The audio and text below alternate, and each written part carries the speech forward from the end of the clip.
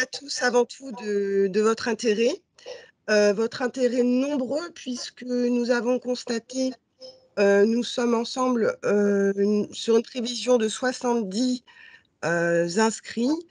Effectivement, déjà une trentaine présents, donc une belle audience, un bel intérêt. Merci à vous tous. Alors, nous allons présenter effectivement une thématique assez sensible, notamment dans le contexte actuel, autour de la qualité de l'intérieur. Alors, je demanderai de couper les micros pour ceux qui ne s'expriment pas, si c'est possible. Voilà. Voilà, donc une thématique autour de l'air intérieur avec un certain nombre de participants. Que je remercie de leur présence. Donc nous aurons, en pitcher parmi nous aujourd'hui, Thierry Perlan d'In-Situ Environnement, consultant expert en salle propre, qualité de l'air intérieur. Bonjour Thierry.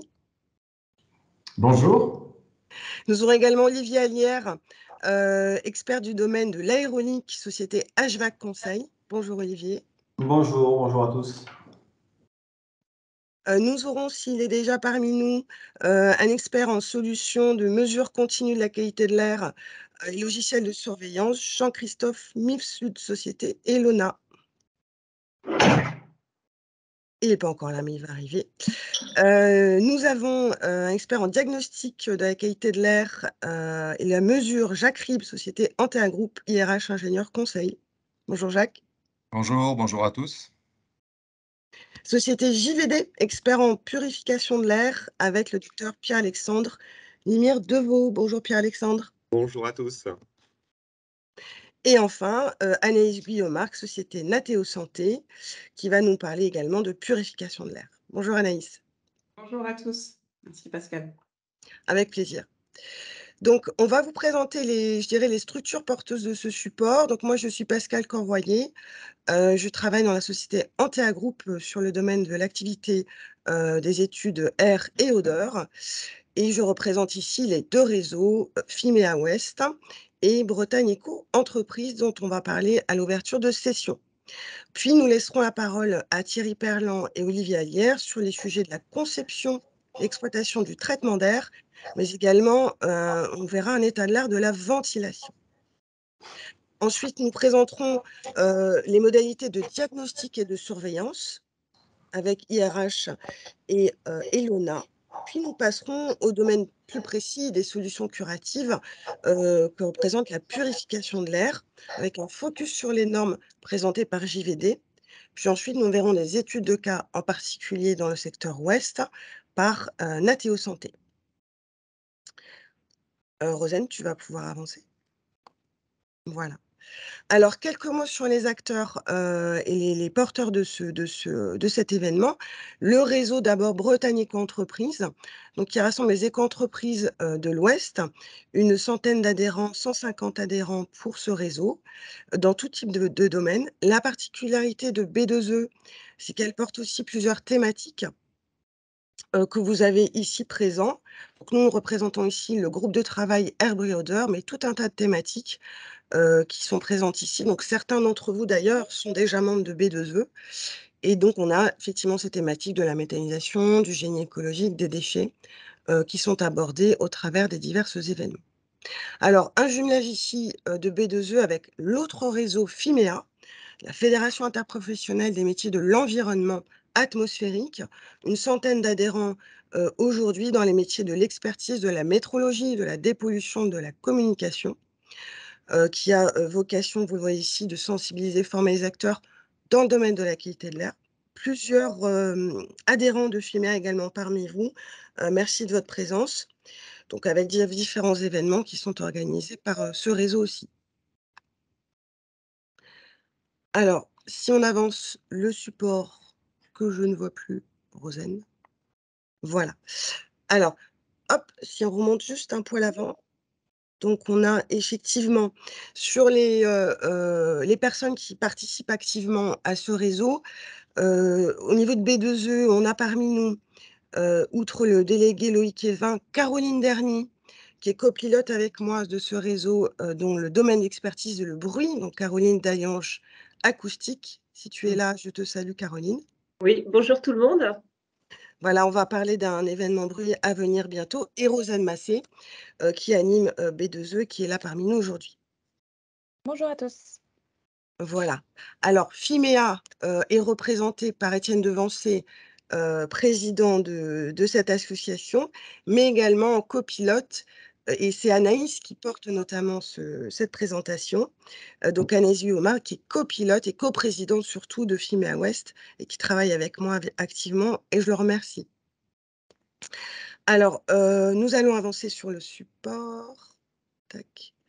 Donc les actions en Bretagne, un petit aparté, un certain nombre d'actions. Bonjour à ceux qui arrivent progressivement. Sur l'idée motrice de valoriser, de monter des réseautages et du partenariat. Je reviens sur vous qui êtes présents aujourd'hui, hein, on le disait, on est proche de 50 personnes. On a parmi nous des gens qui représentent des collectivités, des établissements publics, des établissements académiques, des chambres de commerce et industrie. On s'en fout. On s'en fout, d'accord, je ne sais pas qui dit ça. Moi, je trouve ça intéressant et important. Des laboratoires et des confrères fournisseurs. Merci d'être là et c'est important, effectivement, ces notions de réseautage. Un certain nombre d'événements organisés par B2E Fimea, des visites de sites, mais également des événements comme la Journée nationale de la qualité de l'air. J'avance sur le support. On va arriver sur notre thématique du jour, qui est la qualité de l'air intérieur. À venir le 13 mai, un événement sur la gestion du bruit en industrie et co-industrie et à venir également, d'ici la fin de l'année, des événements sur, la qualité de vie, la qualité de l'air en ville, pardon, les émissions industrielles auxquelles participeront notamment Manu Mesure, également adhérent à B2E, qui je crois est parmi nous également. Pendant la session, nous passons à la qualité de l'air intérieur. Chers amis, on vous propose d'utiliser le fil de conversation pour poser vos questions, auxquelles on viendra en fin de séance. On essaiera de répondre à tout. Le cas échéant, les réponses seront faites a posteriori. Après la session, on vous proposera d'indiquer je dirais, vos retours sur ce webinaire et tout intérêt spécifique que l'on transmettra aux intervenants. Allez, je vous propose de maintenant passer au sujet du jour. Et je laisse la parole à Thierry Perland et Olivier Allière sur d'abord la stratégie, les bonnes pratiques en conception, exploitation et traitement de l'air. Bonjour, à toutes et à tous. Bonjour à tous. Alors, juste pour resituer In Situ Environnement, donc c'est une structure qui travaille sur les problématiques de contamination en salle propre et en environnement de travail. Et vous voyez peut-être Aerus Conseil, c'est une structure dédiée à de la R&D, avec un partenariat avec un laboratoire de recherche de l'INSERM et du CNRS, qui est une référence en virologie notamment. Et nous développons donc des thématiques sur à la fois l'HVAC et les contaminations des lieux de travail, à la fois des études d'impact, des caractérisations et aussi des tests de solutions de traitement d'air apportés pour ces locaux. Voilà pour la présentation. Alors, je voulais revenir surtout pour contextualiser cette approche qualité de l'air intérieur, et notamment, même si la pandémie a été un accélérateur en France et dans le monde, sur les enjeux sanitaires et sociaux, on a des éléments depuis maintenant une vingtaine d'années qui montrent qu'il y a effectivement un impact socio-économique très important pour les différents pays. Je cite ici l'étude de l'ANSES qui, avant le Covid, extrapolait un coût à plus de 19 milliards d'euros. Au niveau sanitaire, même chose sur une étude du WHO, où on a estimé que plus de 100 000 décès étaient attribués à une mauvaise qualité de l'air en Europe, je précise bien en Europe, avant la pandémie. Donc ces enjeux-là, on les connaissait déjà avant le Covid, on savait déjà qu'il y avait des problématiques qu'il était nécessaire de traiter et de trouver des solutions. En termes d'impact, alors si on sort là encore du Covid, les impacts sur la santé, elles sont aujourd'hui relativement bien connues. notamment sur les mécanismes d'absorption, hein, que ce soit par voie pulmonaire, la voie cutanée, qu'il ne faut pas oublier, la voie orale, bien évidemment, et la voie placentaire. Ces impacts sont là aussi relativement bien connus aujourd'hui, essentiellement par des réactions physiopathologiques. Donc on a toute une série de pathologies qui ont été bien décrites dans la littérature, notamment je reviens sur l'impact via la peau. Notamment, je vous renvoie à une étude de Kerdin Romer de l'INSERM qui a bien montré ces mécanismes. Et puis, plus classiquement, les impacts via les voies aériennes, les voies supérieures. Et donc, là aussi, dans la connaissance actuelle que l'on a, les effets plus précisément sur les locaux de travail, à la fois sur la concentration et sur le taux d'absentéisme, qui est un élément moteur pour les entreprises. Alors là, je vous ai remis à titre informatif la définition de l'air intérieur pour l'ANSES. Alors, tout simplement pour visualiser que, effectivement, la qualité de l'air intérieur s'attache à un grand nombre d'environnements. Tout ça pour dire que ces environnements ont tous des caractéristiques extrêmement variables et que donc les solutions qu'on pourra apporter dans le futur vont devoir s'adapter à cette variabilité et notamment, c'est ce que Olivier présentera tout à l'heure, sur les mécanismes de ventilation et d'aération que l'on a dans ces bâtiments. Là aussi, sur la qualité de l'air intérieur, avant cette pandémie, on a bien identifié depuis une vingtaine d'années maintenant une augmentation notamment sur les effets respiratoires liés à la pollution, aux différents polluants que l'on rencontre dans l'air. Je vous ai cité ici deux études de 2007 et 2008. Polluants que l'on retrouve notamment dans la partie chimique, que ce soit les COV ou les ammoniums quaternaires. Ceci, ça met en évidence bien évidemment qu'il y a aussi une multiplicité de sources émettrices qu'il va falloir prendre en compte pour solutionner les problématiques que l'on rencontre dans ces environnements, mais aussi sur les modalités de diffusion, hein, parce qu'il ne faut pas oublier que ce polluant ou ces polluants ont une vie et une caractérisation de déplacement dans nos environnements qu'il va falloir de plus en plus caractériser pour arriver à trouver des solutions adaptées. Il ne faut pas oublier aussi que quand on parle de polluants, qu'ils soient chimiques, microbiologiques ou autres, particuliers, il y a aussi des effets synergiques, hein, c'est-à-dire que l'on a des effets cocktails qui sont aussi caractérisés. Et ces effets cocktails signifient et impliquent que dans les recherches et dans les caractérisations des environnements, il faudra aussi prendre en compte ces combinaisons complexes et donc mettre en œuvre aussi des outils qui seront capables de non seulement cibler certains polluants, mais aussi les effets cocktails que l'on va rencontrer. Et ne pas oublier que si on parle de qualité de l'air intérieur, eh bien, on est intimement lié aussi à la qualité de l'air extérieur et que ces données intrinsèques de lieux clos sont alimentées et impactées, bien sûr, par les polluants qu'on trouve à l'extérieur. Alors, sur l'approche, on va dire, des valeurs cibles, il y a un élément important à savoir, c'est qu'en France, on a très peu de valeurs guides hein, sur les polluants microbiologiques ou les particules viables dans une acceptation plus large. Ça a été pris en compte depuis un peu plus d'une dizaine d'années dans les différentes études qui sont menées en France. On a cette notion d'exposome qui a été spécifiquement explicitée dans le PNS 4. Tout ça pour dire qu'au-delà d'une réglementation, je vous ai remis l'arrêté de 87, qui date maintenant, cette notion sanitaire de particules viables n'est pas intégrée, très peu. Alors pour la petite histoire, et pour montrer un petit peu peut-être le retard qu'on peut avoir, en 87, le Canada proposait déjà les premières directives via Santé Canada pour ces problématiques-là. En bref, on a besoin très concrètement aujourd'hui de faire une nouvelle approche à la fois sur la conception, sur l'exploitation et sur les contrôles ou protocoles de contrôle que l'on aura à déployer in situ pour pouvoir valider en tout cas un niveau de sécurité vis-à-vis de ces polluants et des impacts au niveau des travailleurs et des utilisateurs d'environnement.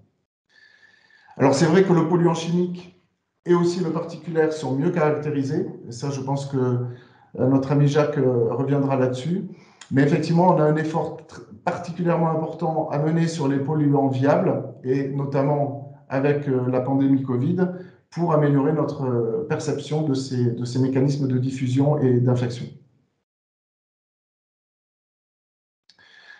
Alors pourquoi il faut appréhender dès la conception? Eh bien parce qu'on a déjà déterminé depuis un petit moment que cette phase-là peut avoir un impact sur le devenir du bâtiment, de l'exploitation du bâtiment et de la qualité du bâtiment, des locaux qui sont réalisés. Pour cela, je vous renvoie à une étude qui a été faite par le biais de Cortea, qui est Chacaille, qui a travaillé notamment sur ces phases chantier pour mettre en œuvre et permettre une cohésion sur les différents acteurs de la construction, de la conception du bâtiment, notamment sur les matériaux et des bonnes pratiques d'installation. Sur l'étiquetage, vous le savez, on a déjà des éléments qui sont proposés pour les différents constructeurs.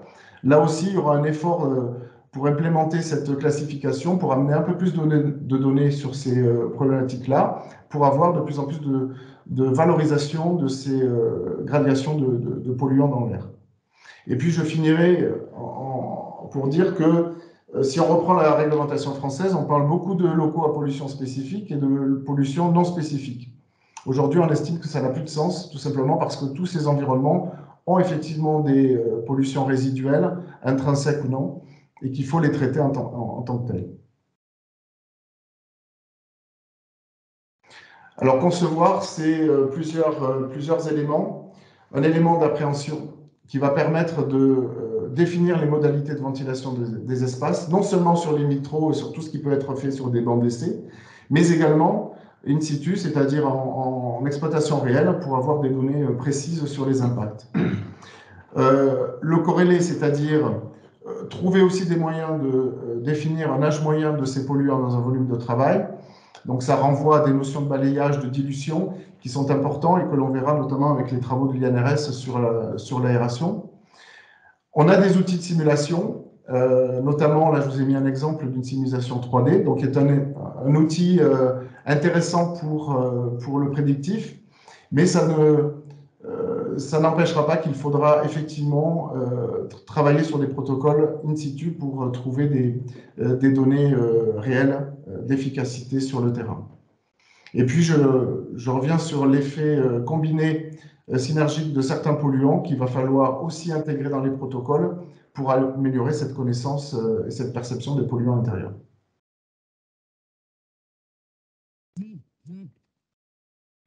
Un petit rappel là aussi pour vous indiquer que la pollution de l'air intérieur, c'est pas simplement quand on ouvre une fenêtre ou quand on ventile, ça peut être aussi des transferts, notamment par le sol. Donc là, je vous ai mis à titre informatif une étude qui a été financée par l'ADEME sur Batikov, qui montre effectivement l'intérêt aussi d'appréhender ces problématiques-là dans l'étude globale. Je reviendrai sur la notion d'analyse de risque des contaminations, quelle qu'elle soit. Ne pas oublier que cette étude doit toujours passer par le triptyque source, vecteur, cible. Et ce triptyque doit être systématiquement intégré dans un protocole de suivi de la qualité de l'air. Thierry, nous allons avancer encore quelques slides sur cette présentation. Merci. Alors, très rapidement, au-delà de la technique, ce qui est très important, et ça a été validé au niveau international, c'est le management de la QAI à l'intérieur des entreprises, non seulement pour gérer les bâtiments, pour les concevoir, pour les exploiter, et pour les gérer dans le temps, et donc mettre en place des processus et une organisation qui permettra ce management.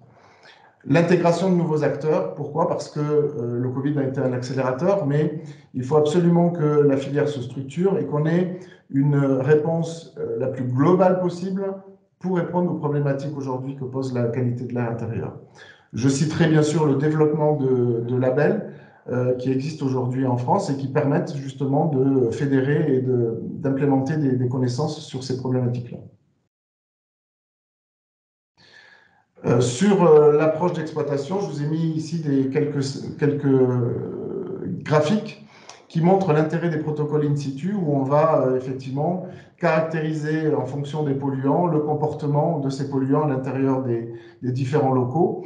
Donc c'est ce qu'on appelle l'enquête de l'NF X43406, qui est une norme française et qui permet en étude préalable de fixer les caractéristiques des bâtiments et des potentielles contaminations qu'il peut y avoir dans l'environnement, et notamment intégrer le bioaérosol dans les mesures et dans les datas qu'on a besoin de récupérer. Merci de votre attention. Merci beaucoup Thierry pour cette présentation introductive. Le sujet effectivement de l'expertise doit en complément passer par la ventilation. Présentation d'Olivier Allière, également Thierry qui prendra potentiellement le relais. Olivier, c'est à toi. Merci. Bonjour à tous. Donc je me présente Olivier Allière. Moi, je suis consultant en salle propre et en qualité de l'air intérieur. Je dirige un cabinet d'expertise sur Bordeaux qui s'appelle HVAC Conseil. Je fais également partie de l'association pour la protection et l'étude de la contamination ASPEC basée sur Paris, pour laquelle je suis vice-président et formateur, et également en lien avec Thierry sur la structure Aerus Conseil. L'objectif de cette présentation est de faire un petit état des lieux assez rapide mais concret sur l'état des lieux de la réglementation que l'on a à notre disposition actuellement. Rosane, si tu peux m'afficher la slide. Donc on part des années 80 avec l'arrêté de 1987 dont parlait Thierry, qui a introduit la notion de relative au contrôle périodique des dispositifs de ventilation et de fait d'assainissement des locaux de travail. À noter que cette version a été abrogée très récemment et potentiellement post-Covid. Le décret de 98 a introduit également la notion de surveillance de la qualité de l'air intérieur, toujours pour objectif d'avoir un assainissement des locaux et des environnements de travail. Ce texte a également été abrogé très récemment.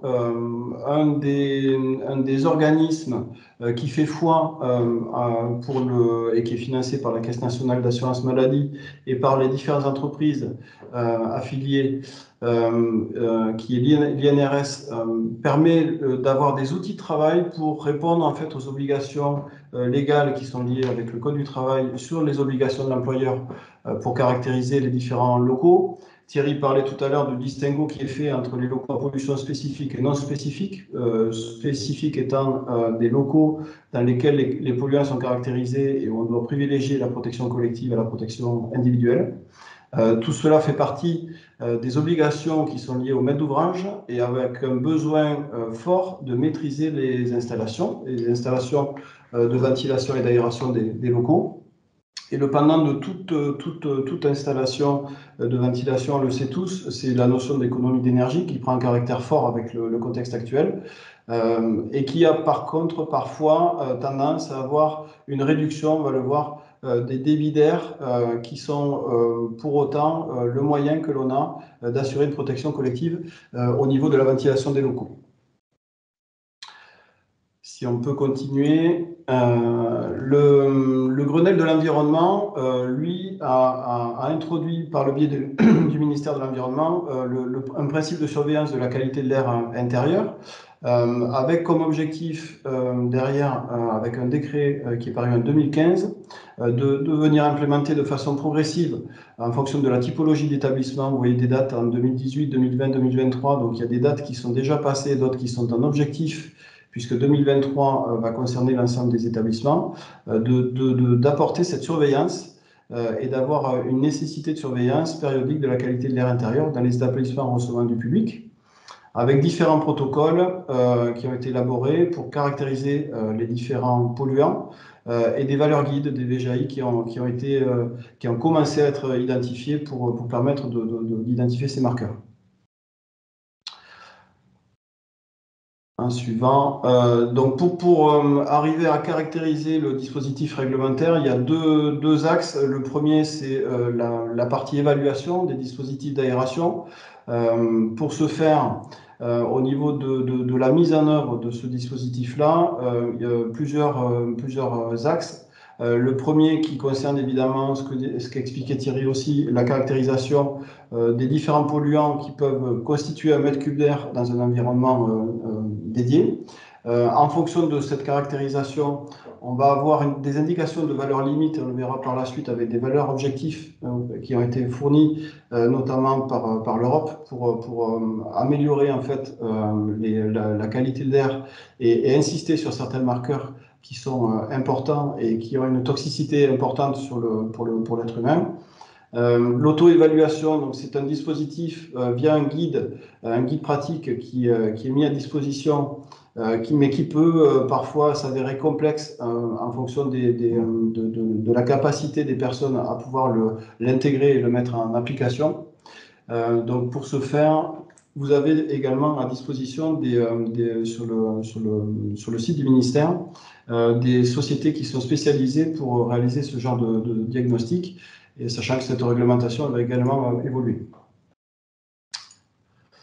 En suivant, au niveau des valeurs guides, donc ça a été déterminé sur la base d'expertise qui a été menée par l'ANSES et le Haut Conseil de santé publique. Les deux marqueurs qui font l'objet du décret de décembre 2011 concernent le formaldéhyde et le benzène, avec, vous voyez, des valeurs cibles qui ont tendance à fortement diminuer parce qu'on a bien identifié la toxicité de ce type de marqueurs. Jacques en parlera peut-être également aussi tout à l'heure. Donc vous voyez qu'on a tendance vraiment à porter des objectifs de plus en plus importants, et pour cela il faut se donner les moyens de pouvoir atteindre ces objectifs. Je vous ai mis également un extrait de l'INRS qui est tout à fait consultable, qui est le document TJ5 qui fait foi sur les moyens à mettre en œuvre pour les dispositifs d'aération et d'assainissement des différents lieux de travail. Donc là, on va parler essentiellement de ventilation. Les deux objectifs étant de maintenir un état de pureté de l'atmosphère propre, qui est une obligation légale au sens du Code du travail que doit respecter tout chef d'établissement. Et d'éviter également l'élévation de paramètres environnementaux qui peuvent être température, humidité ou toute autre caractérisation de l'environnement. Sachant que jusqu'à maintenant, j'insiste encore là-dessus, on faisait la caractérisation de locaux à pollution spécifique et de locaux à pollution spécifique. L'épisode post-Covid nous a appris qu'effectivement, on avait à considérer des locaux avec des pollutions, mais qu'il fallait les caractériser. Quels sont les dispositifs que l'on a à notre disposition à ce jour? On a de la ventilation qui peut être, alors j'ai pas mis la ventilation naturelle puisque la majorité des opérations se font maintenant avec des dispositifs plutôt mécaniques, mais on a quand même des références parfois à des ouvertures de fenêtres qui sont des dispositifs de ventilation statique. En ventilation dynamique, on peut utiliser de la ventilation caractérisée comme autoréglable, donc avec des débits d'air fixes, ou hygroréglable avec des débits d'air qui vont être fonction des caractères d'humidité que l'on va avoir dans les pièces humides au niveau des différents locaux. Et l'autre pendant de cela, par rapport à la notion d'économie d'énergie, va consister à mettre en place des ventilations de type double flux ou des ventilations qui vont nous permettre de faire de la récupération d'énergie. De quoi parle-t-on quand on parle de règles de conception par rapport à des dispositifs de ventilation mécanique? On va en fait soit faire des caractérisations en fonction du type de logement ou en fonction du nombre de personnes et de l'activité qui est associée. Alors la petite question qu'on peut se poser, c'est un peu l'interrogation que je souhaitais susciter, c'est que pour une même occupation sur deux volumes, deux surfaces différentes, on va mettre en jeu les mêmes débits. Quel va être le taux de dilution, par exemple, dont parlait Thierry tout à l'heure, qui va nous permettre de diluer la pollution qui peut être liée aux différents contaminants. Quand on est dans 20 mètres carrés et dans 200 mètres carrés, vous comprendrez facilement que le débit de ventilation n'aura pas du tout le même impact, sachant qu'on parle forcément d'une grosse exposition, puisque 19 millions de salariés qui passent essentiellement leur temps de travail dans des environnements clos, y compris le temps que l'on passe également dans nos logements respectifs. Les débits d'air à un minimum à mettre en jeu, donc date de 1985 avec une caractérisation qui avait été faite déjà à la base par le débit d'air qui est lié au corps humain et la capacité à augmenter le taux de CO2 dans un environnement. Le postulat était de partir sur un débit d'air à 25 mètres cubes à minima. Sachant que ce débit varie par rapport au type d'activité que l'on a à l'intérieur des locaux. L'INRS est assez clair sur ces dernières parutions, et je vous invite à les consulter sur leur site internet, c'est que la ventilation n'est pas suffisante. Alors, elle n'est pas suffisante en période de pandémie, c'est relativement clair, puisque le dispositif qui était proposé, c'était d'augmenter les débits d'air neuf ou de régulièrement ventiler les locaux de façon statique en ouverture de fenêtres. Mais ce que l'on constate également, c'est qu'on est plutôt à avoir une demande d'élévation du débit d'air également en temps normal. Pour vous donner un ordre d'idée, là où on est à 25 mètres cubes, nous, en France, on peut être à 80, voire 90 mètres cubes dans d'autres pays, comme l'Allemagne ou des pays nordiques. Le principe, donc, il va y en avoir deux qui vont être orientés sur certainement des nouvelles réglementations qui vont être amenées à évoluer très rapidement. C'est d'augmenter le débit d'air et de faire entrer en jeu une nouvelle notion que l'on connaît, nous, avec Thierry, en salle propre et en environnement contrôlé, c'est de travailler sur un taux de renouvellement d'air et ne plus travailler sur un débit d'air unitaire par personne.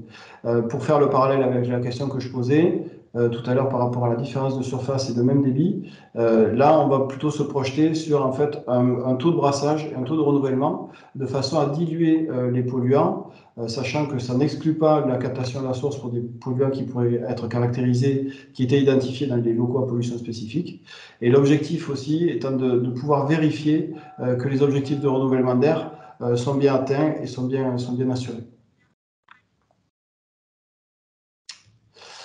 En conclusion, je vais en parler, revoir la réglementation pour l'augmentation de ces fameux débits d'air, équiper les entreprises de détecteurs de CO2 pour utiliser ce marqueur qui ne sera pas que le seul, hein, puisque Thierry parlait d'études d'impact et de caractériser les différents polluants.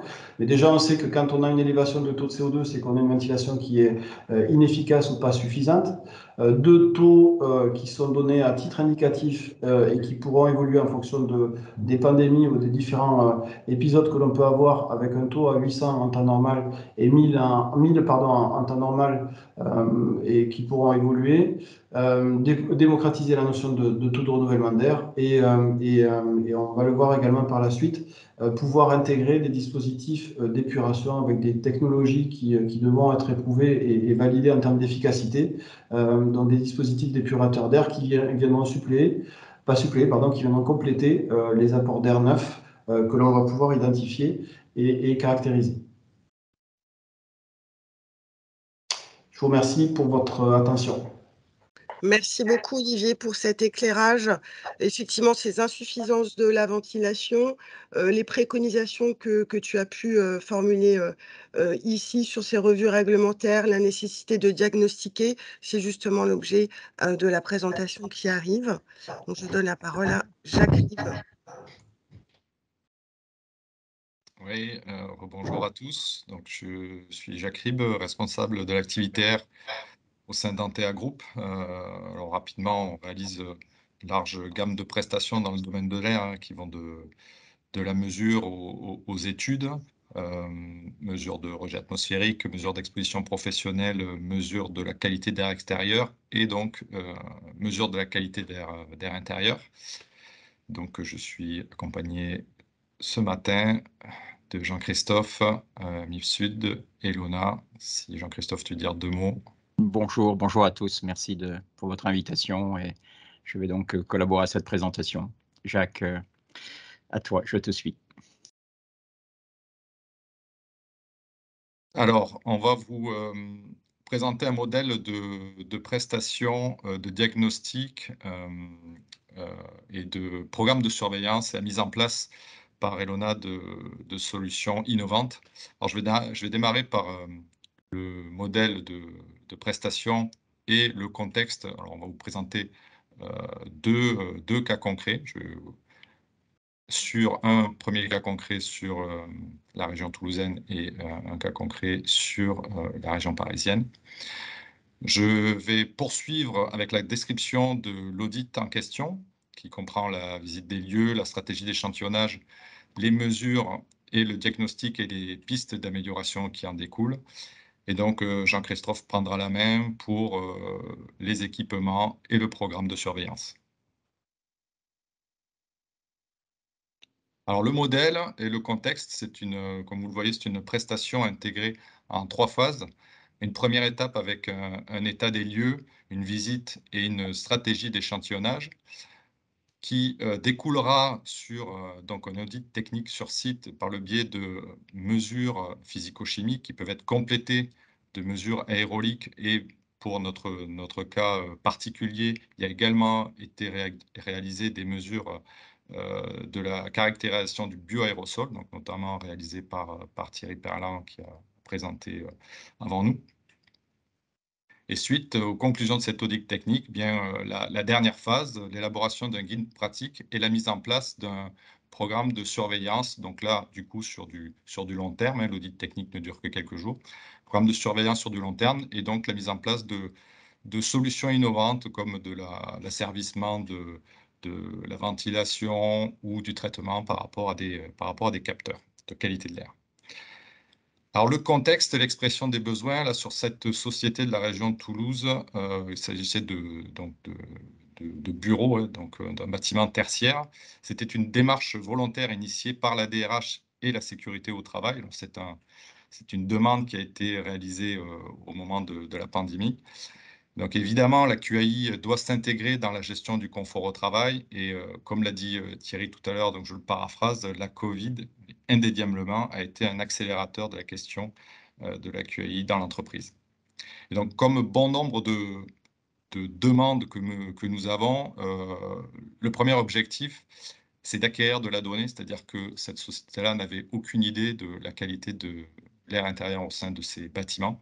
Donc, c'est une première photo, un premier état des lieux de la qualité de l'air. Et après, c'est d'associer les moyens donc, de clim, ventilation, chauffage aux aspects sanitaires. Pour la visite du site, ce qui est important lors de cette visite, c'est d'avoir affaire aux bons interlocuteurs, donc les gens en charge du bâtiment, de la maintenance, les responsables de la clim, du chauffage. Voilà, procéder à des interviews, récupérer un maximum d'informations, de plans de bâtiments, de plans de la ventilation, se renseigner sur les années de construction, s'il y a eu des rénovations, la répartition de la typologie des espaces de travail. Olivier en a parlé, effectivement, vérifier l'adéquation entre l'aération, la ventilation et le nombre d'occupants au sein des locaux, au sein des pièces. Les ouvrants, regardez les ouvrants, s'ils donnent vers la rue ou au contraire vers des jardins ou vers une cour intérieure. Et puis, s'attarder évidemment sur la ventilation, le dimensionnement, les bases de dimensionnement de cette ventilation, la répartition des flux, les prises d'air neuf, où se situent les prises d'air neuf, on peut avoir des surprises aussi à ce niveau. Les consignes de fonctionnement, éventuellement les horaires et évidemment la filtration.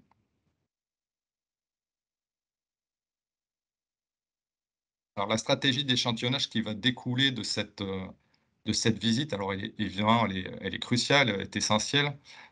L'idée, l'objectif ici, c'est de regrouper en fait des pièces qui ont des similitudes en termes de volume, en termes de nombre d'occupants, en termes évidemment de ventilation, s'il y a des types de ventilation différents, mais également ça peut être en termes de mobilier ou de revêtement, les revêtements des sols ou des murs. Thierry Perlin l'a évoqué rapidement tout à l'heure. Voilà, on regarde tous ces aspects-là et donc on regroupe ces pièces selon ces critères-là. Certains appellent ça des groupes de pièces représentatifs. Et une fois que ces groupes sont formés, bien, on vient échantillonner, on vient piocher, parce qu'évidemment, on ne peut pas, on est limité dans le nombre de points de mesure, parce qu'on se confronte rapidement à des problématiques budgétaires. Donc, on vient échantillonner au sein de ces groupes sur une ou deux pièces. Donc là, sur l'exemple retenu, il y avait des salles de réunion et des salles de conférence, donc on est allé piocher dans une salle de conférence d'une trentaine de personnes.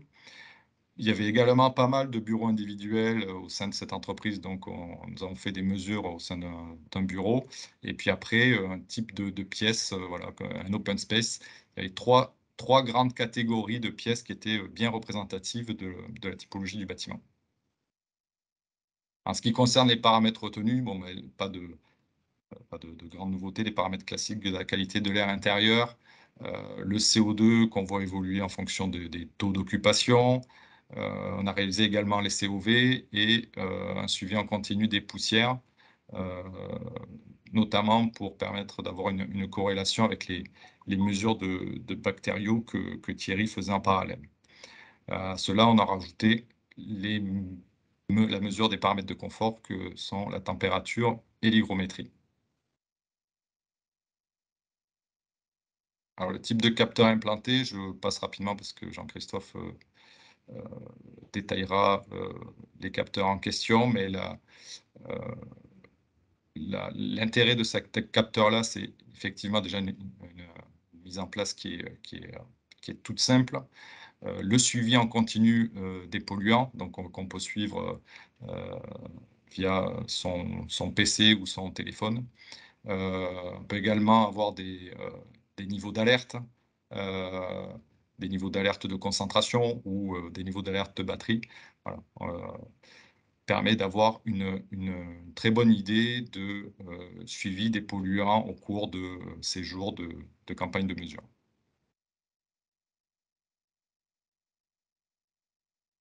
Donc, pour finir, pour ma part, un exemple voilà, de résultats rencontrés où vous pouvez retrouver des courbes représentatives de CO2, voilà, avec des pics de CO2 lors de moments d'occupation de salles, et puis après une redescente de ces concentrations quand les salles se vident ou en fin de journée.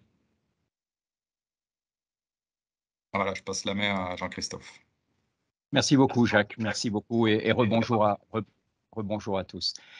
Effectivement, notre société Elona travaille depuis plusieurs décennies déjà dans le domaine de l'environnement et de la mesure environnementale, aussi bien extérieure que intérieure. Et aujourd'hui, je vais présenter quelques résultats, insistant sur le fait que chez Elona, nous croyons réellement que pour avoir un environnement actionnant, pour pouvoir avoir un smart building, il faut avoir la capacité de contextualiser. Et pour contextualiser, effectivement, et donc remédier, puisque c'est le cœur de notre discussion aujourd'hui, notamment par la filtration de l'air, il va falloir avoir un effet synergétique entre la mesure et la remédiation, pour que celle-ci puisse prendre place au bon moment avec les bons systèmes de remédiation.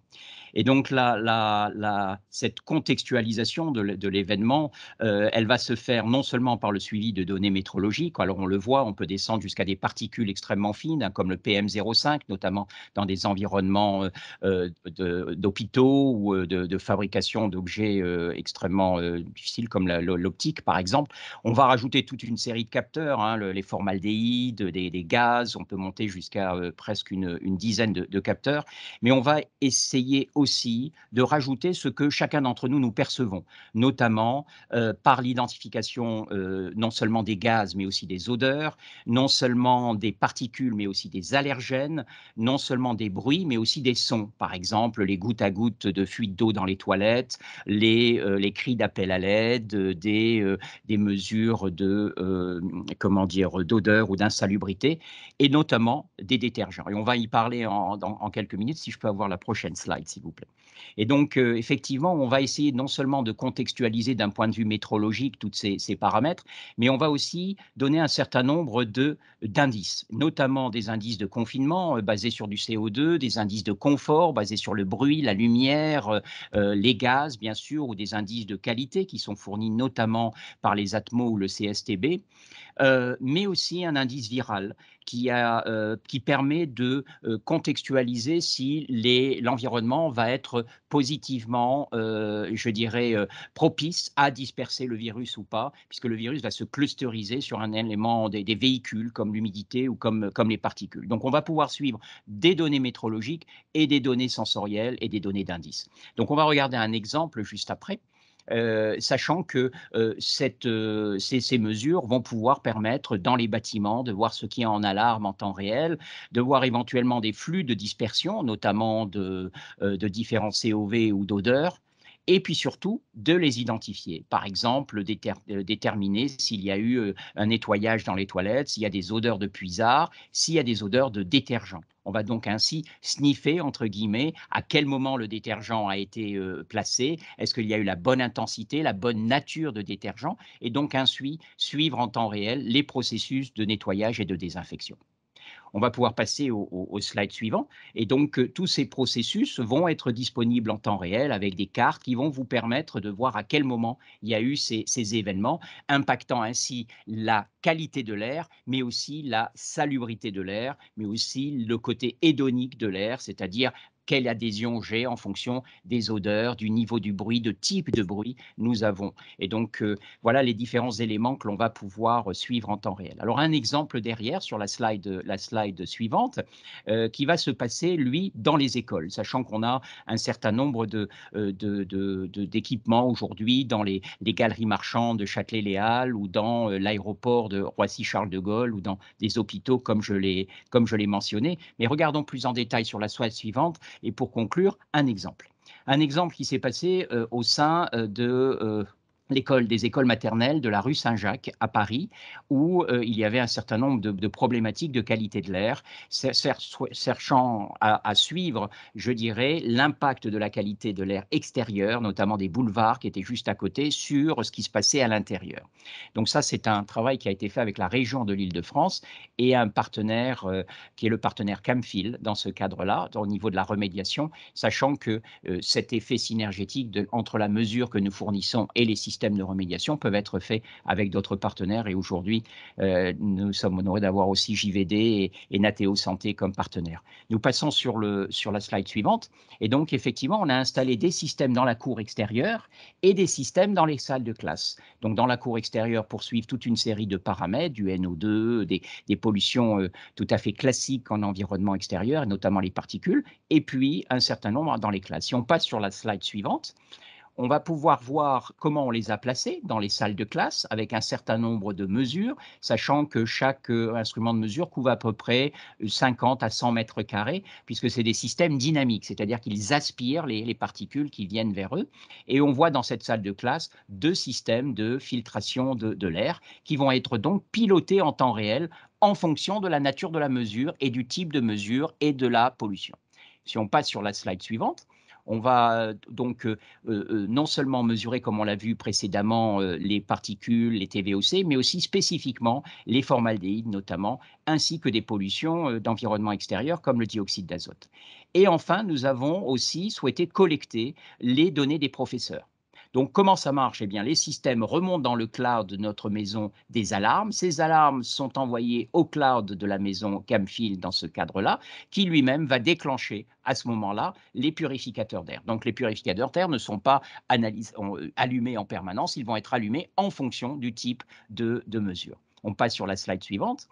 Et on va voir donc effectivement, on voit des profils journaliers, notamment en air extérieur, qui parfois déplacent les niveaux recommandés par l'OMS en environnement extérieur. En environnement intérieur, c'est relativement, sur les journées que l'on display ici, relativement acceptable. Si on passe sur la slide suivante, on s'aperçoit qu'effectivement, au niveau des impacts journaliers, avec des systèmes de filtration, soit de particules, comme on le voit ici sur le PM10, avec une réduction de près de 57% de l'impact des PM. Si on passe sur la slide suivante, on voit aussi des abattements sur les COV qui sont assez importants, notamment au niveau des mesures en milligrammes par mètre cube qui ont pu être effectuées. Donc, c'est aux environs d'un rabattement de 50%. Donc, le système permet en temps réel de mesurer, déclencher la remédiation. Donc, si on passe sur la slide suivante, ce qui a été très intéressant, c'est l'impact de l'environnement sur l'aspect cognitif des élèves. Les professeurs ont reporté en temps réel le comportement des élèves. Ils étaient focalisés, ils étaient endormis, ils étaient excités. Et on a eu de très, très belles corrélations entre les données environnementales et les capacités cognitives des élèves. Donc l'optimisation s'oriente non seulement sur la santé et la salubrité dans ces environnements-là, mais aussi sur la capacité d'apprendre. Voilà ce que je voulais partager avec vous. Merci. Merci beaucoup, Jacques Ribes et Jean-Christophe, de ces illustrations des principes de diagnostic préalable, mais aussi de surveillance de la qualité de l'air avec ces notions effectivement parallèles, comme vous le disiez justement, Jean-Christophe, entre les perceptions cognitives et les traitements mis en place, la surveillance et les traitements. Nous passons maintenant sur ce sujet traitement à la nécessité de purifier.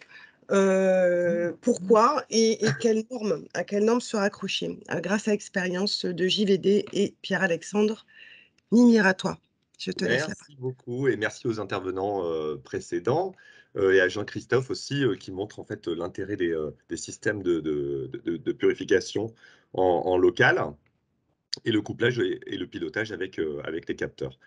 Globalement, ils vous ont posé un peu le cadre de la problématique de la qualité de l'air. Et moi, je vais plus parler effectivement de la purification de l'air et avoir un repère, essayer de vous sensibiliser de manière le plus simple possible aux différentes normes, aux deux normes qu'il faut avoir en tête lorsque vous allez intégrer en fait des appareils de traitement d'air autonome en local. Alors, les appareils de traitement d'air autonome ne rentrent pas en compétition, bien évidemment, de la climatisation, c'est un complément. Et donc, ça, c'est vraiment important de le souligner. Alors, comme on l'a vu précédemment, je pense que ça a été bien répété, il y a un enjeu à purifier l'air localement. Les enjeux, c'est les bâtiments, ils sont souvent sous-ventilés, voire non ventilés, voire pas du tout. On a des installations de plus en plus obsolètes, avec peu ou pas de maintenance. Il y a un phénomène qui se passe au moment où l'on livre le bâtiment, on a souvent des centrales de traitement d'air qui sont nickel et qui vont jouer leur fonction. Et au cours du temps, on va avoir une dérive des bâtiments avec la contamination des gaines dans le temps. Il y a un impact financier qui est relativement lourd si on veut faire une mise à jour de l'ensemble des installations et des maintenances. Aujourd'hui, ça c'est coûteux. Il y a peu de personnes qui le font. Il y a des pays qui commencent à le mettre en place, comme l'Angleterre.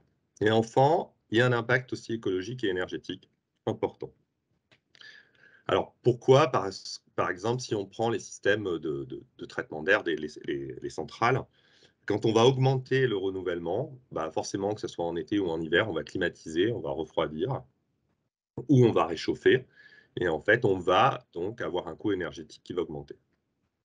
Alors, on va avoir intérêt peut-être de coupler les systèmes de traitement d'air autonome à ce moment-là. La purification de l'air, donc les bénéfices. Les bénéfices, ils sont économiques. Souvent, on a un coût d'acquisition qui est plus faible que la modification ou l'entretien des centrales. On a surtout un bénéfice au niveau de la santé, de l'impact des santé. C'est-à-dire on va réduire localement, par exemple, les contaminants, la charge microbienne et les risques de contamination. Aussi réduire les expositions des polluants qui vont être souvent cancérigènes, mutagènes, reprotoxiques, ça on l'a vu. On va aussi pouvoir réduire l'exposition des allergènes aussi localement. C'est-à-dire on ouvre les fenêtres, on les ferme, on augmente la ventilation. Souvent on a beaucoup de mal à gérer ces allergènes et leur présence. Et enfin, on peut gérer aussi localement les odeurs.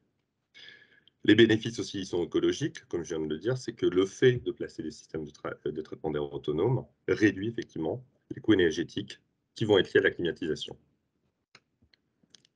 Merci. Alors, comment bien choisir son purificateur? Alors déjà, il faut, premièrement, que ce purificateur soit performant, selon les cibles et les problématiques qui vont être rencontrées. Selon les environnements, globalement, les problématiques sont toutes différentes. Il n'y a pas un bâtiment qui se ressemble. 2, il faut correctement dimensionner et positionner les épurateurs dans les espaces. Ça, c'est une question d'aérolique, d'une part, mais aussi être sûr que l'épurateur, dans la manière dont il a été développé, construit, soit correctement dimensionné, les bons débits, les bonnes performances pour un espace requis. Il faut qu'il soit robuste pour être fiable dans le temps. Et enfin, il faut avoir une vision claire de la maintenance requise au niveau du système de traitement d'air pour que le traitement soit performant dans la durée. Alors pour ça, il y a 2 normes qui vous permettent de vous repérer et qu'il faut avoir en mémoire. Donc, Il y a la première, c'est la EN 1822, on en a beaucoup parlé. Et la seconde, c'est la NF B44200, dont on parle beaucoup moins. Merci. Alors, on ne va pas rentrer dans les normes, hein, parce que sinon on perdrait l'ensemble de l'auditoire. Là aussi, c'est pour vraiment que vous voyez de manière simple. La norme 1822, ce qu'il faut retenir, c'est que c'est une norme qui permet de qualifier les performances d'un support de filtration. Un fabricant de filtres qui va faire du média, qui va le plisser, va devoir le tester souvent dans des boucles et dans des chambres. Et selon les performances, l'efficacité, les coefficients de pénétration, il va pouvoir classer son filtre. Il va pouvoir dire si c'est un EPA, un HEPA ou un ULEPA. Merci. Donc la norme 1822, globalement, elle va offrir une garantie sur la classe du filtre et sa capacité à retenir les PM10, les PM2.5, alors aussi les PM1, quand on va descendre un peu plus bas. Et ce qu'il faut avoir en tête, c'est que plus le filtre est performant, mieux il va retenir, comme une éponge. Enfin, le petit défaut en fait de cette norme, c'est qu'elle ne permet pas réellement de juger la performance réelle d'un appareil, la performance intrinsèque d'un appareil. En fait, encore une fois, c'est le support qui est qualifié. Ce n'est pas le support dans un appareil avec son ventilateur. Donc, elle ne donne pas de résultats selon les problématiques que l'on a rencontrées, dont on a parlé tout à l'heure, qui sont les polluants, les contaminants et les allergènes. Donc là-dessus, il va falloir se référer à une autre norme. C'est l'autre slide. Merci. Qui est la norme NF B44200. Alors elle a un gros intérêt, c'est que la NF B44200 va mesurer la performance des appareils de purification d'air en one pass. Ça veut dire vraiment la capacité à l'appareil à traiter en direct en one pass les bactéries, les moisissures, les produits chimiques, les polluants chimiques comme les COV et les allergènes. On peut aussi, parce que dans cette norme, il y a plein de tiroirs dans la B44, il est possible de contrôler l'innocuité via la NFEN 16846. Alors, comment elle fonctionne, la norme? Globalement, on va mettre l'appareil avec ses technologies, son filtre à l'intérieur d'une boucle, et on va générer en amont des aérosols, des micro-organismes, des allergènes et des gaz. Et on va mesurer en amont, en aval, ce qui se passe. Donc, on va pouvoir contrôler tout ce que va faire l'appareil. Et ça, on va l'évaluer dans une configuration donnée. Alors, encore une fois, cette norme, c'est une norme de résultat. C'est un peu brut. Donc, il faut savoir les comprendre. Donc, on va pouvoir, avec cette norme, tester les micro-organismes. Donc, aujourd'hui, les micro-organismes référents, c'est les Aspergillus niger et les staphylocoques dorés. Alors, pourquoi cela? Par exemple, l'Aspergillus, c'est le plus dur, en fait, à dégrader et à détruire. Donc, il est très intéressant. On passe cette norme sur un ou deux. En fait, c'est au choix du constructeur. Et après, on peut demander à aller plus loin. Maintenant, sur les allergènes, on ne teste pas un poil de chat dans l'air ou un acarien. On teste en fait les protéines, qui sont beaucoup, beaucoup plus petites. Donc, ça va être les protéines, le FELD1 par exemple pour le chat, des acariens. Et en fait, les pollens, aujourd'hui, on peut tester le bouleau, mais on pourrait aussi tester le cyprès. Et enfin, on va faire des mélanges de produits chimiques, de cétoénoliques, d'alcanes, d'aromatiques qu'on va générer, et on va voir l'abattement, la destruction et la disparition de ces produits en amont et en aval.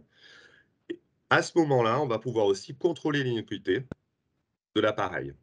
On va savoir si les procédés, les technologies qui sont embarquées vont générer ou non des sous-produits ou de l'ozone, ou des accumulations d'ozone. Donc ça donne vraiment une lecture globale des performances du système. Donc là, c'est juste pour vous présenter en fait les résultats. Globalement, c'est des graphes, comment ça se présente quand on a un rapport. Donc là, je vous présente à droite les résultats, par exemple, de nos appareils chez JVD, du Shield, sur un mélange d'Aspergillus et de staphylocoque. Donc, alors c'est un mélange. Comme je vous l'ai dit précédemment, dans la norme, on peut passer en fait juste l'Aspergillus tout seul et juste les bactéries. Moi, on a fait tout seul, mais je voulais aussi passer les mélanges parce que c'était beaucoup plus représentatif des atmosphères. Quand vous allez avoir un virus, globalement, il va se déplacer dans les bactéries et les moisissures. Donc, si on arrive à dégommer les bactéries et les champignons, on sait aussi qu'on va dégommer derrière les virus qui sont véhiculés à travers eux. Donc, ça vous montre au cours du temps, en amont de l'appareil et en aval, ce qui est capable de faire l'appareil. De l'autre côté, à droite, c'est la même chose en fait pour les produits chimiques. Et là aussi, selon les technologies, selon la bonne étanchéité de l'appareil, selon les toluènes, l'heptane, l'acétone, voilà, l'acétaldéhyde, on voit ce qu'on appelle les taux de dégradation. Ce qui a été capable de dégrader en fait votre système. Alors, souvent, les constructeurs vont dire: «Oui, on a 100%, 99,9%». Dans le traitement d'air, ça n'existe pas. Et ça, en fait, la NFB 44200, en fait, le montre bien. On va les approcher, mais selon les composés chimiques, en fait, on a des équilibres. Donc c'est vraiment très réaliste de ce que va faire l'appareil. Donc enfin, cette NFB 44200 va valider la performance, comme je disais, des polluants chimiques, des allergènes et des contaminants. Ça va vous donner une grille de lecture. Alors après, il faut se plonger dans les résultats pour savoir ce que l'on peut en faire de ces résultats. Selon les appareils et les technologies embarquées, on va pouvoir aussi contrôler l'innocuité. Ça, c'est très important. Est-ce que votre appareil n'est pas dangereux? On va pouvoir aussi, quand on lit les résultats, savoir quand est-ce qu'on peut déclencher la maintenance. Ça, c'est une lecture vraiment interne en fait, des résultats bruts. C'est une norme assez étonnamment qui est applicable à tout type d'appareil de traitement d'air autonome, quelles que soient en fait les technologies qui sont embarquées. Elle permet l'intégration enfant, le dimensionnement des appareils in situ. Quand on passe la norme, on le passe en fait à des débits et dans des modes qui sont donnés. Et à partir de ces modes, on est capable de calculer des CADR et donc des taux de renouvellement et de savoir que l'appareil va être dédié pour des surfaces données. Ça, c'est important. Souvent, on va dire, tiens, mon appareil va faire 400 ou 1700 mètres cubes et je vais pouvoir faire 200 mètres carrés. Non, cette normale-là, elle va vous dire, non, je suis capable d'aller jusqu'à tant de mètres carrés. Et je ne vais pas aller au-delà. Et si je vais au-delà, alors, il va falloir avoir plusieurs points de dépollution. Donc, ce qu'il faut retenir, quand demain, vous allez vouloir intégrer ce type de machine, c'est que les appareils doivent intégrer ces deux normes, la EN 1822 et la NFB 44200. On a tellement, avec le Covid, eu d'appareils opportunistes qui pouvaient venir du marché asiatique. Bon, non, ces normes-là, globalement, ils les balayaient. Ils mettaient souvent en avant la 1822, mais pas forcément la NFB 44200. On va avoir donc des résultats qui vont décrire les performances intrinsèques des appareils et aussi donc les champs d'application quand vous vous plongez dedans, les surfaces adressables. Et aussi garder en tête que les performances des appareils, c'est des appareils qui travaillent en bouclage. Ça veut dire qu'ils vont boucler l'air dans le temps. Et donc permettent d'avoir des très bons niveaux de qualité de l'air aussi dans le temps, c'est dans la durée, d'où l'aspect curatif. Donc au sein de la FIMEA et au sein de l'AFNOR, on est deux à participer, donc Anaïs de Nateo Santé participe avec moi aux commissions de normalisation de la NFB 44200. On est bien évidemment, en tant que constructeur et fabricant, on répond tous les deux aux deux normes, à la EN 1822 et à la NFB 44200. Et maintenant, vous allez voir par le biais d'Anaïs l'intérêt d'intégrer ce type d'appareil au sein des environnements. Merci. Merci Pierre-Alexandre. Donc, un certain nombre de questions qui viendront préciser votre propos. Merci de votre intérêt à tous. On les posera en fin de séance. Et nous passons maintenant, en effet, à Nateo Santé pour quelques études de cas sur le secteur ouest. À toi, Anaïs. Merci Pierre-Alexandre pour cette première partie sur la purification de l'air. En quelques mots, Nateo Santé, nous sommes concepteurs fabricants français de purificateurs d'air professionnels depuis plus de 13 ans. On est vraiment spécialiste de la qualité de l'air intérieur, on ne s'adresse pas à l'extérieur. Et on ne fait que ça. On va intervenir dans des espaces tertiaires, des collectivités, des commerces, mais aussi des environnements avec des enjeux plus spécifiques, que ce soit dans le secteur médical ou près de professions, qui vont être fortement exposés à des polluants de l'air, que ce soit particulaires ou chimiques, par leur activité et qui donc peuvent avoir un impact sur leur santé. On exporte aujourd'hui dans plus de 50 pays et on a complété cette démarche avec l'éco-conception puisque ça nous semblait important en s'étant donné comme mission de dépolluer l'air, d'éviter de limiter au maximum l'impact sur l'environnement de nos produits tout au long de leur cycle de vie. J'ai entendu Pierre-Alexandre évoquer l'innocuité, mais en effet, toute cette prise en compte de l'impact des appareils sur leur environnement quand on les ajoute est important. Et merci à Pascal d'animer ce webinaire, ça faisait longtemps, puisque c'est vrai qu'on est membre de FIMEA depuis un moment, et avant Covid, on avait plus l'habitude d'organiser des webinaires, donc ou des événements physiques, et on espère bien sûr pouvoir en relancer prochainement, notamment peut-être pour la Journée nationale de la qualité de l'air. En tout cas, puisqu'on est sur cette dernière partie de ce webinaire aujourd'hui, c'est vrai qu'on a vu beaucoup d'éléments, et j'ai voulu prendre un petit peu le contre-pied de ce que notamment Elona a pu présenter tout à l'heure, puisque on a vu qu'évidemment, il est important de faire beaucoup de mesures pour prendre en compte les paramètres, de s'assurer que la ventilation est bien adaptée, voir s'il y a des solutions de remédiation à mettre, etc. Pierre-Alexandre a évoqué l'importance de valider, notamment en laboratoire, les performances des purificateurs, et j'ai voulu aussi un petit peu m'adresser aux enjeux intangibles, ce qui peut être perçu par les utilisateurs quand ils sont amenés à se poser la question de la purification de l'air en complément des autres installations. Donc, on va commencer par un exemple plus dans un espace tertiaire bureau. C'est vrai qu'on peut un peu se demander qu'est-ce qui amène à se poser la question d'ajouter des systèmes de purification. Donc là, on a pris l'exemple d'une entreprise locale. Alors, on est FIMEA Ouest, B2E Bretagne. C'est vrai qu'on a essayé d'être un petit peu chauvin ce matin, de prendre des exemples sur l'Ouest. Donc, en Loire-Atlantique, c'est Irénov, c'est 200 salariés. C'est une entreprise spécialisée dans l'amélioration de l'habitat et de la rénovation énergétique. Ils ont des valeurs assez fortes d'entreprise d'un point de vue humain et sociétal et responsable. Ils avaient mis en place beaucoup d'éléments d'amélioration RSE à plein de niveaux de l'entreprise. Et c'est vrai qu'ils ont souhaité voir s'ils pouvaient aller plus loin sur ces enjeux de qualité de vie au travail et de fidélisation des collaborateurs, notamment dans une période où l'entreprise connaissait une forte croissance, avec des effectifs qui grandissaient vite, et donc des locaux qui devaient s'adapter rapidement, notamment en termes d'open space, où on en parlait un petit peu plus tôt, des systèmes de ventilation qui n'avaient pas forcément été conçus pour accueillir autant de collaborateurs dans un espace illimité.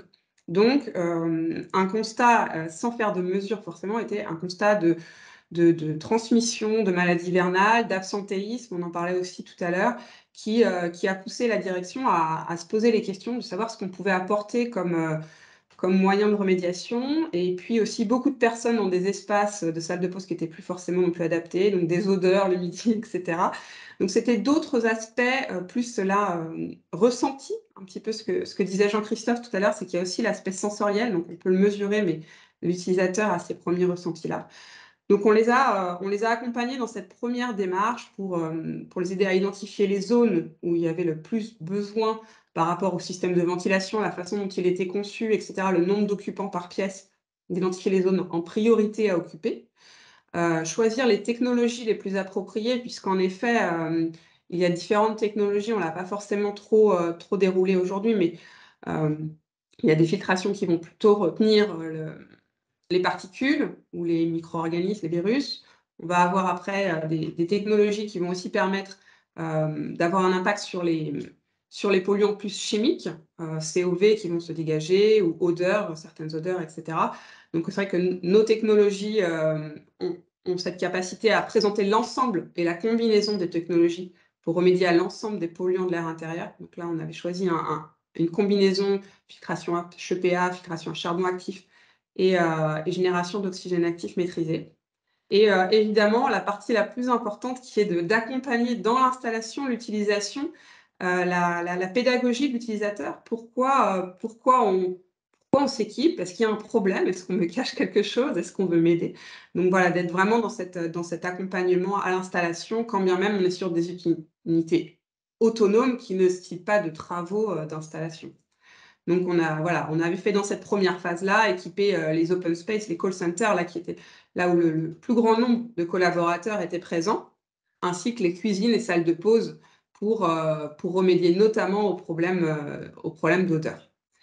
Rosane, si tu peux passer la slide d'après, s'il te plaît. Et en fait, ce premier pied dans la qualité de l'air intérieur, cette première démarche de l'entreprise Irénov, les a amenés à forcément se re-questionner un petit peu plus en détail dans le contexte de la pandémie de Covid-19. Donc, en complément des gestes barrières, voir comment rassurer, comment faire revenir au travail, limiter le télétravail, puisqu'on sait que ça a quand même un impact sur les cohésions d'équipe, etc., et les valeurs d'entreprise qui étaient les leurs. Donc, pour rassurer, faire revenir en sécurisant les espaces communs, les autres bureaux qui n'avaient pas forcément été équipés dans un premier temps, ainsi que les salles de réunion. Donc, on a vraiment suivi la même démarche d'identification, d'accompagnement, etc.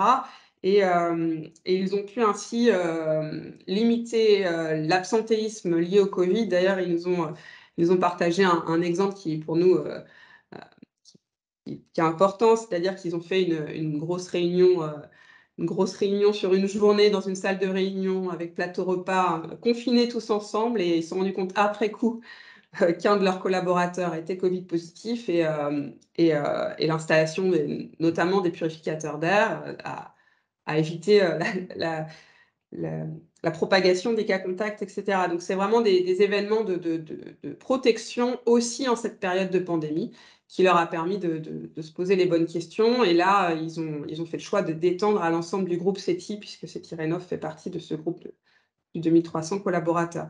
Donc, c'est plus pour, voilà, peut-être moins dans la mesure, quand bien même on en fait, évidemment. C'était pour vous montrer aussi l'impact que c'est, d'où peut venir ce besoin et comment on peut l'accompagner via cette installation complémentaire au système en place.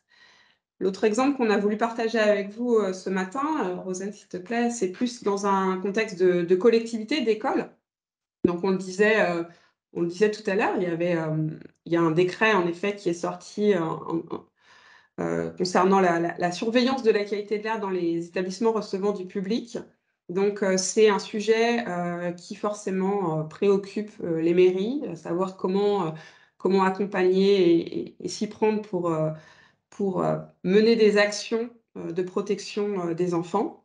Madame le maire de cette collectivité des Moutiers, qui est une petite collectivité, donc pas forcément avec des gros moyens, mais qui est très investie sur les sujets environnementaux et de santé de ses concitoyens, s'intéressait déjà à cette réglementation quand la pandémie est arrivée. Et donc, dès le printemps 2020, dès la fin de ce premier confinement, elle a souhaité équiper l'école pour forcément protéger les enfants, les enseignants, et rassurer les parents, puisque à l'époque, si vous vous souvenez, on ne savait pas trop ce qu'on faisait, si c'était normal d'envoyer nos enfants, est-ce qu'on les mettait en danger, etc.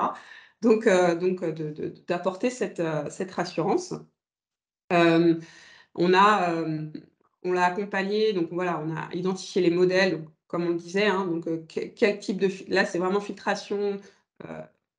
D'ailleurs, il y a une erreur parce que c'était HEPA pour la partie virus, mais également charbon actif pour la partie formaldéhyde, qui est liée au décret. On a vraiment accompagné aussi dans la communication avec les enseignants, hein, pareil, et les parents.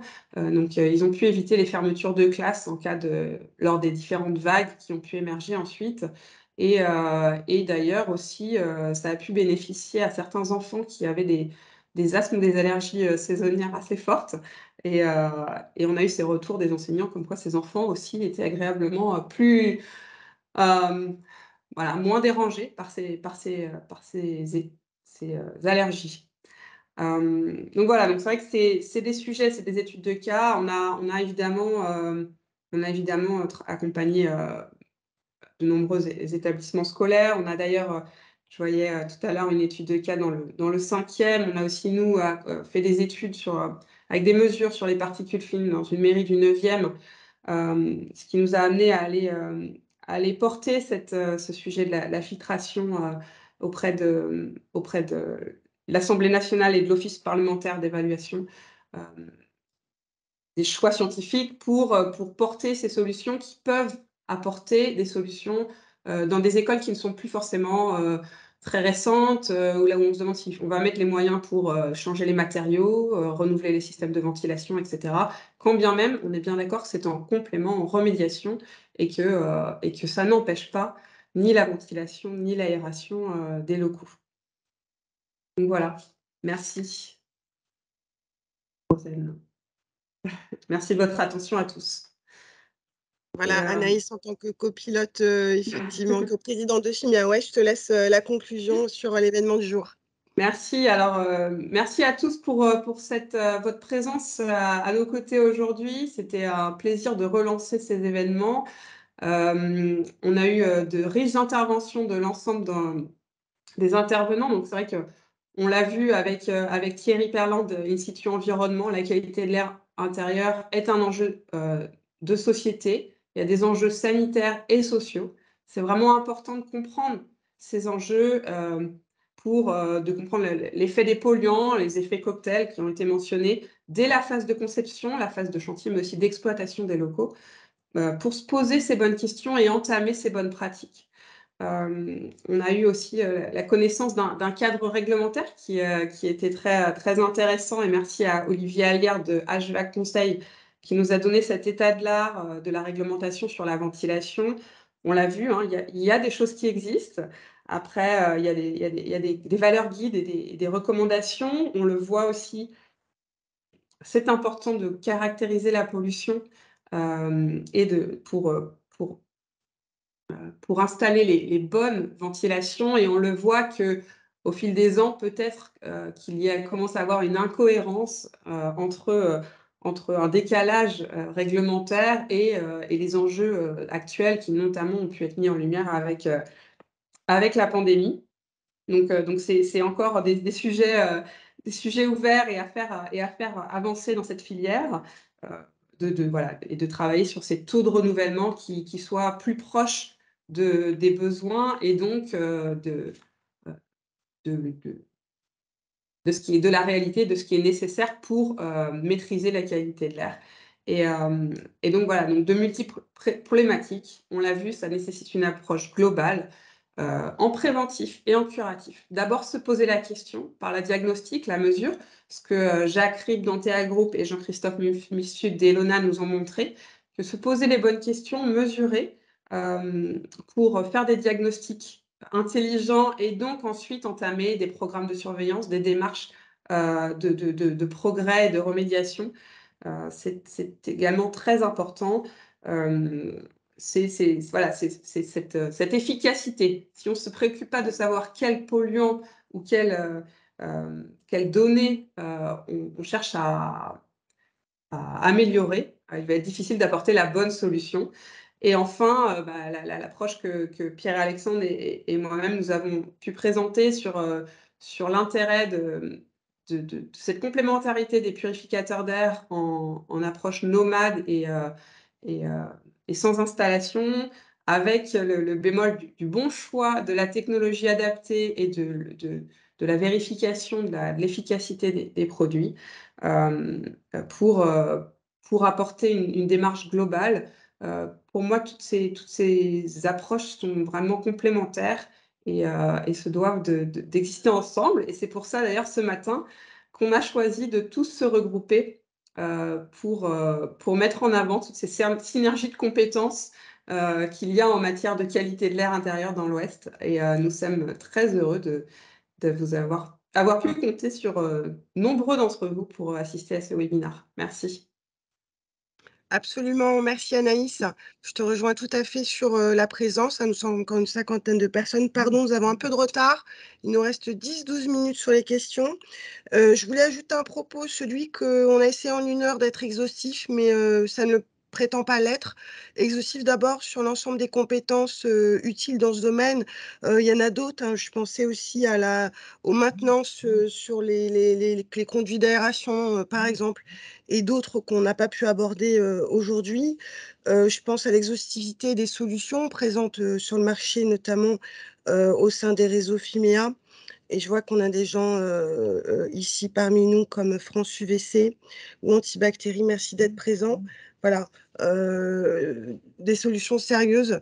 Dans l'Ouest, il y en a, et il y a aussi des questions sérieuses. Donc, on va démarrer tout de suite. Une question pour JVD et Nateo potentiellement.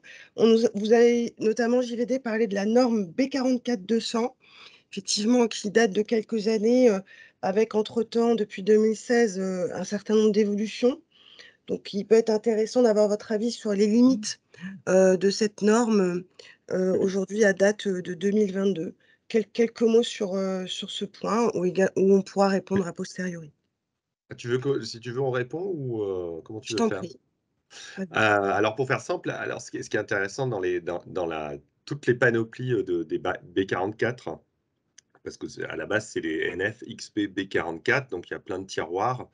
Et la norme a été effectivement faite pour être le plus robuste. Et elle a surtout évolué au cours du temps par rapport aux outils qu'avaient les laboratoires. Donc d'abord, il y a eu la NF-EN 16846 pour l'innocuité, qui était dans une petite enceinte fermée. Après, on est passé à la NF-B44 en one pass parce que finalement, on pouvait le faire. Et aujourd'hui, donc, on arrive aux tests grande enceinte qui vont venir en fait tester la partie aérolique des appareils. Effectivement, sur la NFP44-200, comme on teste de manière les performances intrinsèques de l'appareil, on ne va pas voir l'aérolique de l'appareil. D'accord. Ça, c'est le bémol sur la NFP44-200. Encore une fois, elles évoluent en permanence, donc il y a une amélioration continue de cette norme. Donc là, maintenant, on a un alinéa en cours sur une NFB44 grande enceinte. Très bien. Qui va Laurent, encore plus loin, voilà. merci Pierre-Alexandre. Laurent Koechler, est-ce que voilà, ça peut répondre à vos questions, vos interrogations? Vous étiez parmi nous ce matin. Bon, peut-être qu'il n'entend pas. S'il nous entend, il pourra réintervenir après. Je passe une autre question sur la slide 65, encore JVD. Tu as présenté des résultats et il y avait des questions contextuelles sur si tu as l'information, sinon on le transmettra a posteriori sur le volume de la zone de test et son taux de renouvellement pour venir compléter l'information.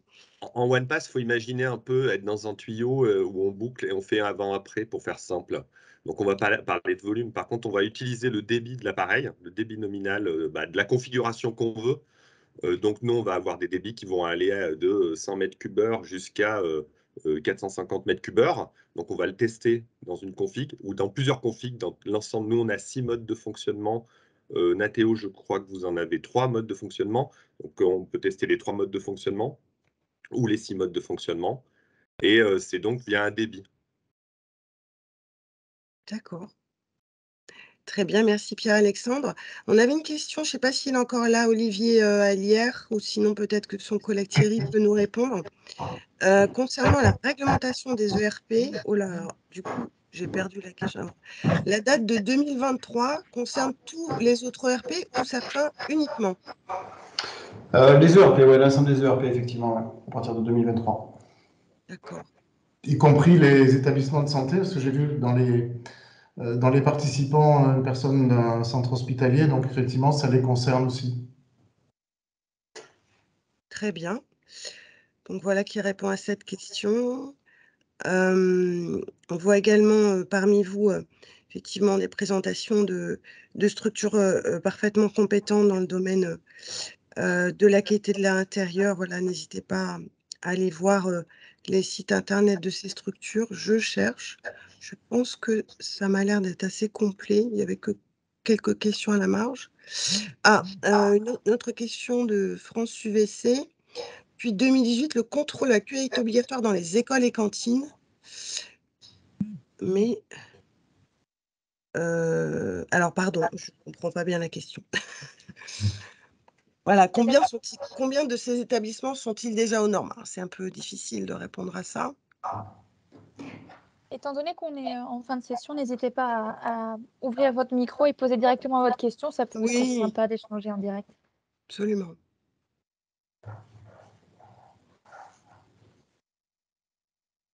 Typiquement, Michael Denis pose une question par rapport au bar et restaurant. Oui, Michael, vous pouvez prendre la parole, n'hésitez pas.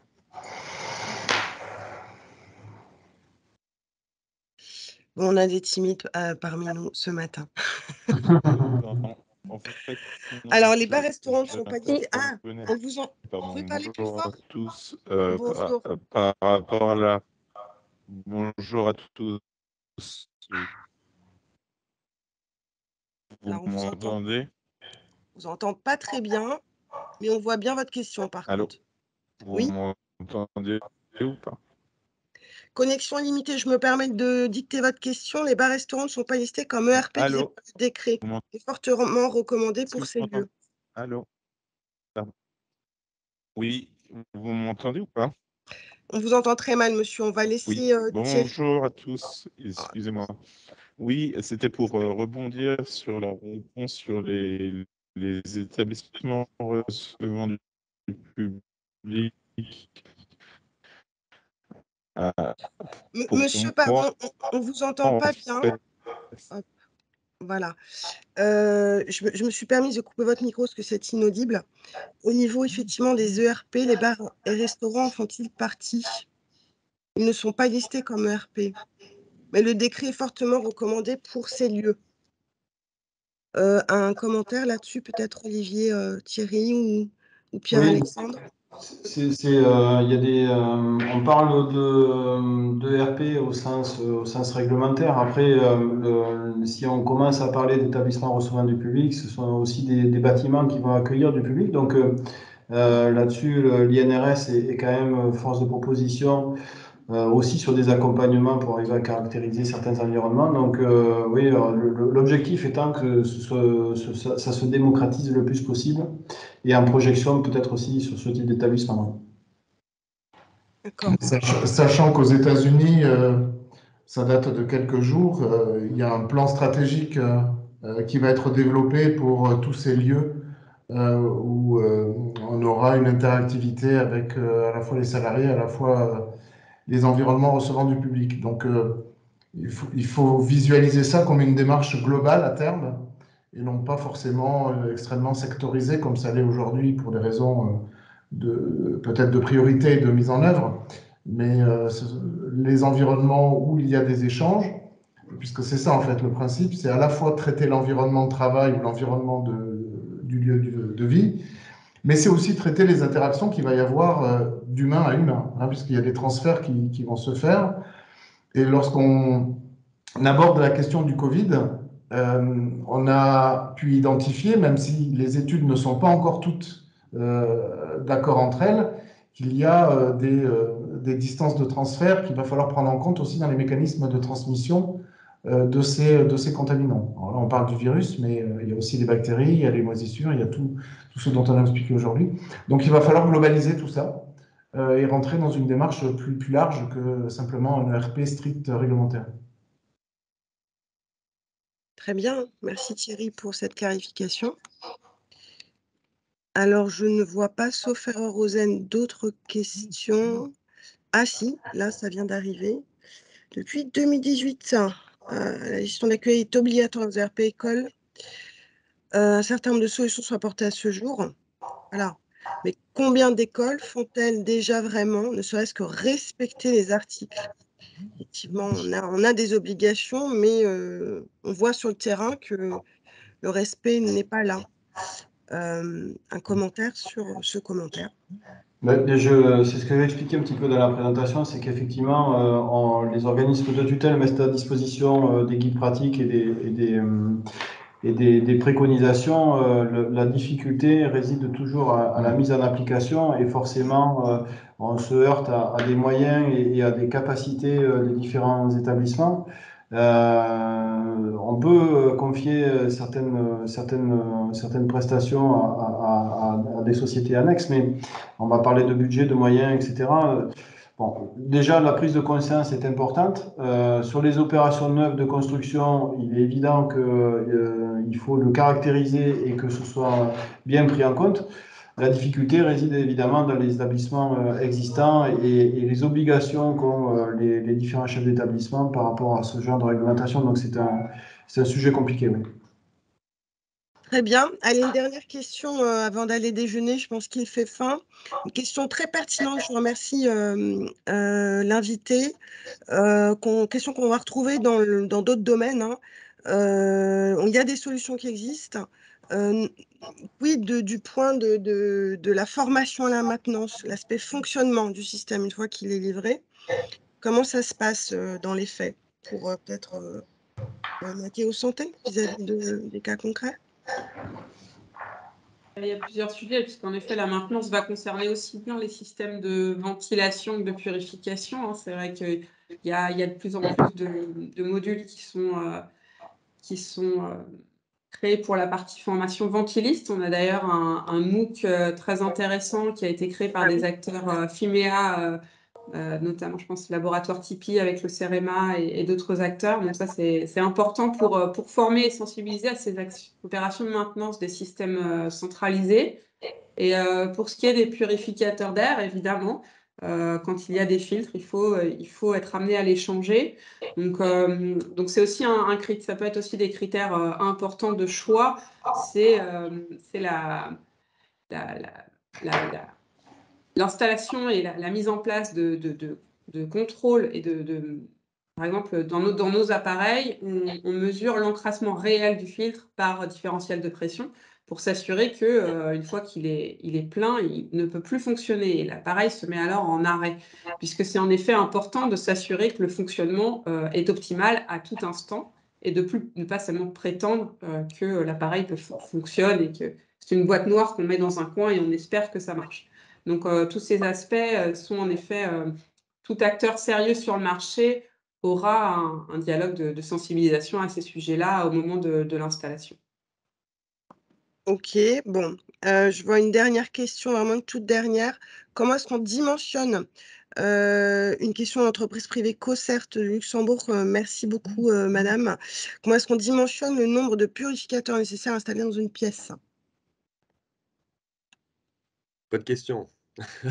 JVD, je t'en prie, Pierre-Alexandre. Je veux bien répondre. Effectivement, c'est pas évident. C'est pour ça, nous, on conseille déjà de se faire accompagner par des bureaux d'experts où, comme l'a montré Nathéo, on va pouvoir comprendre où sont les sources, quels sont les mouvements de pollution.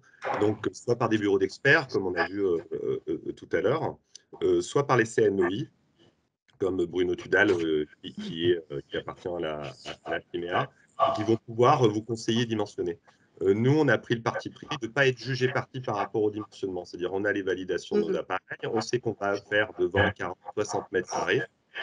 Après, on pourrait décliner par rapport au nombre de mètres carrés et donc au volume de la pièce. Et quelquefois, ce n'est pas forcément utile, en fait. On peut avoir des sources de pollution et de contamination qui sont très ciblées et qu'on va pouvoir circonscrire. Très bien. Donc, il y a une force de con. À se faire accompagner. Souvent, je vais dire, je vais parler, je pense, pour la vallée de l'air, les fabricants de traitement d'air. Et en amont même des tests de validation que l'on a fait pour pouvoir même développer et créer les appareils, on a déjà validé, en fait, in situ, les process. Donc, on sait les marges de manœuvre que l'on va avoir. Après, il vaut mieux effectivement se faire accompagner par des professionnels. Merci Pierre-Alexandre. Effectivement, on complète la notion d'acoustique intégrée, évidemment le taux d'occupation. L'aspect jugé parti, tu l'as dit, pour des gens dont la remédiation est le métier, il y a aussi cette notion de diagnostic préalable, effectivement, d'audit et conseil à prendre en compte. Effectivement, on va pouvoir conclure sur cette note acoustique qui fait la transition avec ce prochain événement FIMEA West Bretagne Éco-Entreprise dans le domaine du bruit. Donc, un événement piloté par Allianz Acoustique sur le bruit en industrie et en éco-industrie. Voilà, il est temps pour nous de vous remercier, de vous souhaiter une très belle fin de journée, un beau week-end à venir, ensoleillé, on l'espère pour vous. Merci de la qualité des présentations, du travail fourni par l'ensemble des participants et de Rosen qui a parfaitement su lier toutes ces présentations. On vous dit à très bientôt et merci encore. Merci. Merci. Au Au revoir. Merci Pascal, merci Rosen. Merci. Au revoir Pascal, merci Rosen. revoir, salut, Au revoir. Merci à vous.